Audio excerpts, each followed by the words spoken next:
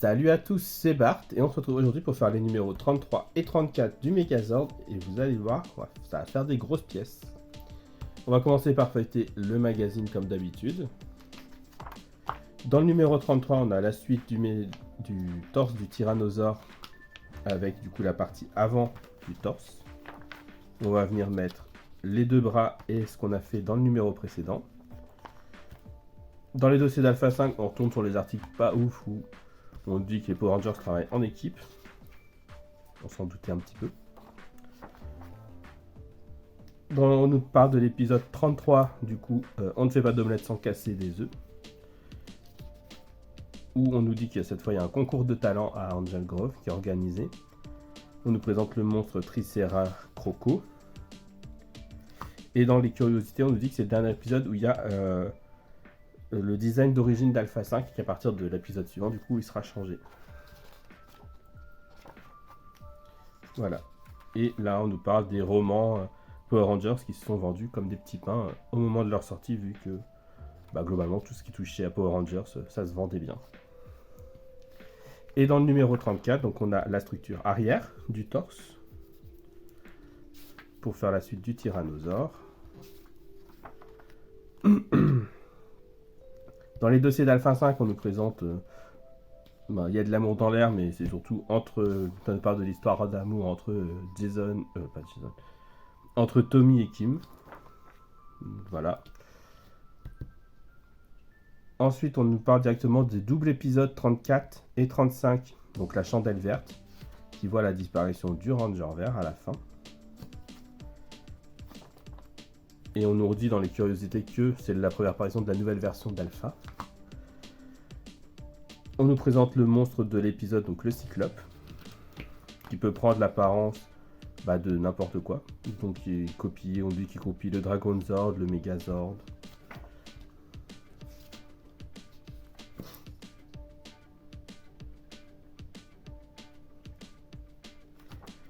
Voilà. Et on nous parle dans l'univers Power Rangers du 11 février 2013 où il y a plein de gens cosplayés en Power Rangers qui ont défilé dans New York, qui se sont baladés dans toute la ville. Voilà. Et du coup, on peut passer au montage.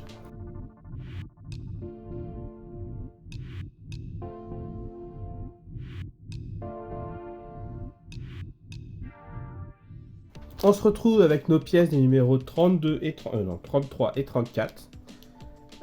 Des pièces vraiment grosses, ça rentre quasi pas dans le cadre. Donc, comme d'habitude, comme il y a les vis qui se mélangent, qui sont pas en tout cas triés dans cette collection, on va faire un numéro après l'autre. Donc on va ouvrir le 33.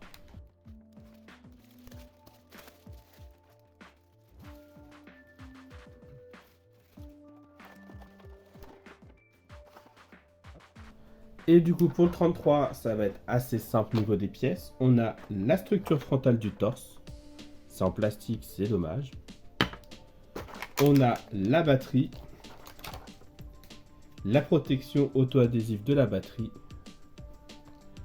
Et un sachet avec dedans des rondelles, des vis PWM et des vis PB.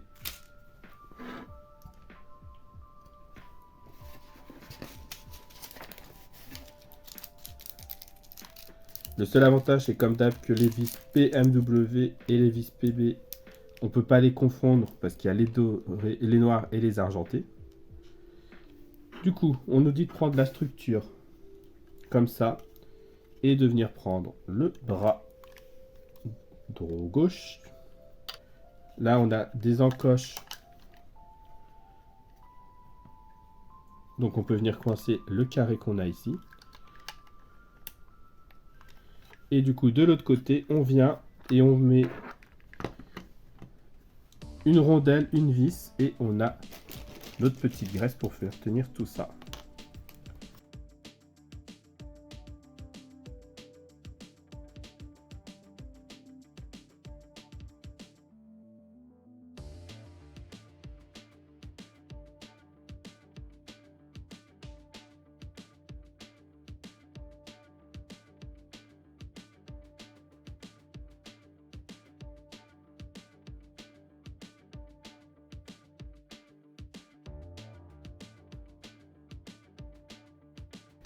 Voilà pour ce côté-là. Par contre, du coup, je trouve ça hyper dangereux. Hein. Ça n'a pas l'air hyper solide, donc ça fait peur. Hop, et du coup, on fait pareil de l'autre côté.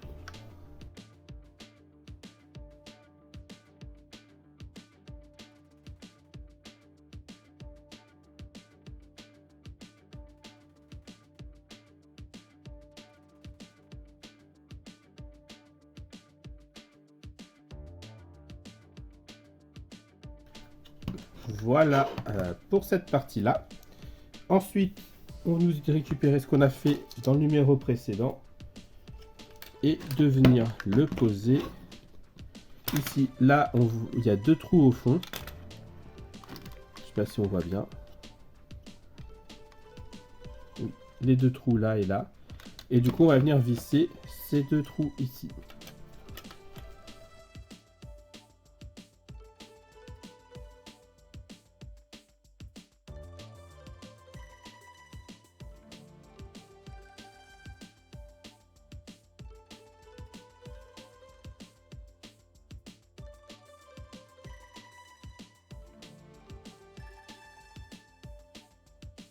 Voilà, du coup, ça tient, ça se ferme.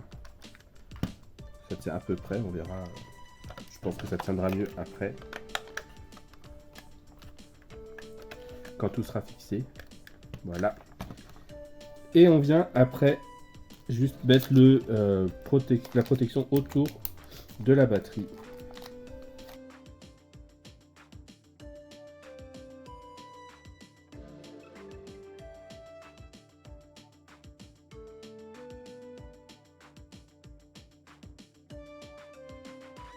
Je sais pas si c'est moi, mais j'ai l'impression qu'elle est plus petite que les précédentes, cette batterie.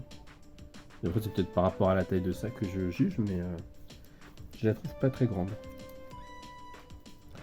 Donc voilà, ça c'était le montage du numéro 33. Et on va passer au 34.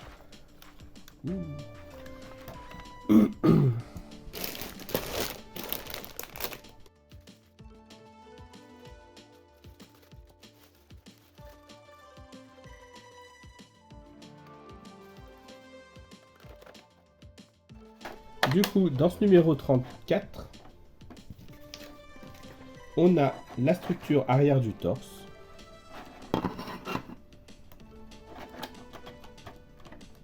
Le bouton marche arrêt 2 fois. Je sais pas pourquoi il y en a 2. Le boîtier de la batterie et la base de la carte électronique. Et la carte électronique. Tac. Et en vis, on a des vis PB, bien entendu. Quoi d'autre?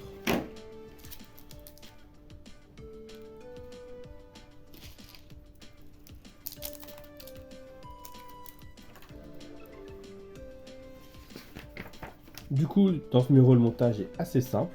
On vient prendre la structure, on vient visser dessus la carte avec le côté où il y a le trou là, c'est le côté où on a le bouton poussoir et la prise USB.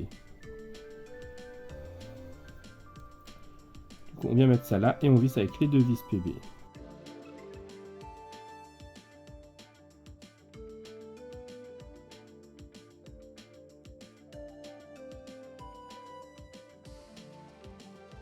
Voilà, c'est en place. Ensuite, on nous dit de venir mettre la batterie qu'on avait fait dans le numéro précédent. On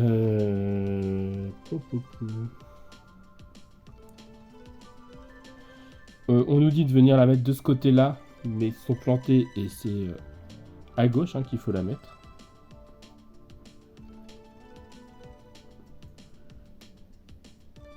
Voilà.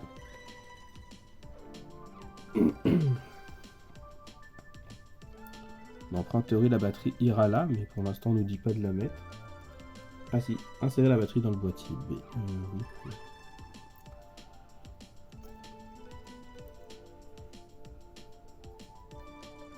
Je sais pas trop comment on est censé la mettre, parce que...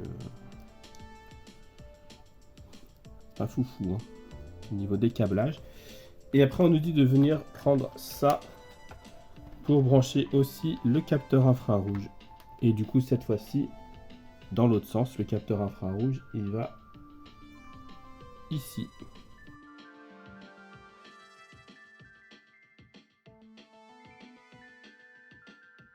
Et du coup, voilà qui termine ce numéro. On nous dit de garder ça de côté. Et bah voilà. Hein. Du coup, ça va ressembler. Toc. Ça va être une structure énorme. Hein.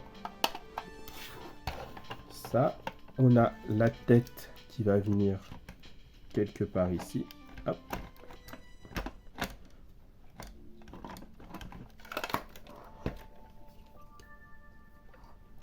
C'est énorme.